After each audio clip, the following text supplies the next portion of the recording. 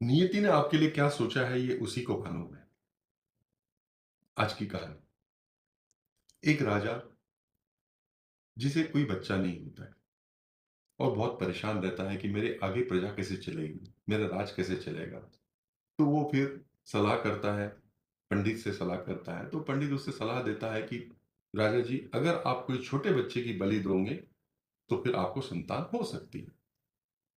तो ये गांव में न्यूज़ फैला देता है कि जो अपना बच्चा बलि के लिए देगा उसको मैं माला माल कर दूंगा। तो राजा की बात जब गांव में फैलती है और गांव वाले को पता चलता है, तो एक आदमी अपना छोटा बच्चा, उसको लगता है मेरे काम का तो है नहीं, उसको राजा जी को दे देता है। बोलता है कि राजा जी, मेरे को इस बच्चे की कोई जरूरत नहीं है, आप ले सकते हैं। अब बलि की पूरी प्रथा चालू होती है। तो राजा उस बच्चे को पूछता है, बेटा तेरी कोई आखिरी ख्वाहिश हो तो बता दे।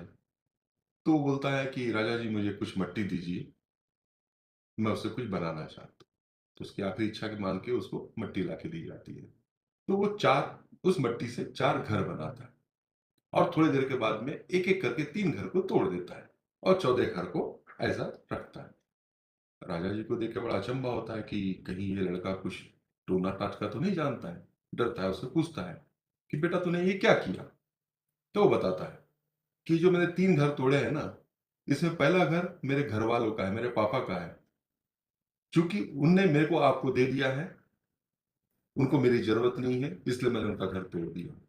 दूसरा घर जो है मेरे रिश्तेदारों की, जिन्होंने मेरे पापा को ये करने से नहीं रोका, इसलिए मैंने उनका भी घर रोक तोड़ दिया। तीसरा घर राजा जी आपका है, क्योंकि आप राजा होकर भी अपनी प्रजा की रक्षा नहीं कर पाए। आपने मेरे को बलि चढ़ाने के लिए, मतलब आपको तो मेरी रक्षा करना चाहिए था, लेकिन आपने मेरी रक्षा नहीं की। और ये चौथा घर है, उसको हाथ जोड़ता है, बोले ये भगवान का घर है और जो वो चाहता है वो उसमें कर सकता है। अब राजा को समझ में आता है कि शायद मैं गलत कर रहा था। अपना बच्चा पाने के लिए मैं एक बच्चे की बलि देना चाह रहा था।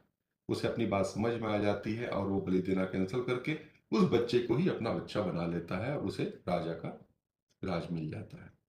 तो दोस्तों, इस कहानी से हमें ये सबक मिलता है कि जो ऊपर वाला जो सोच के रखा होता है वही होता है। ये लड़का जो गरीब घर में पैदा हुआ था, लेकिन उसे एक राज मिलना चाहिए था, इसीलिए सब रचना रची गई और उसे राजपाट मिल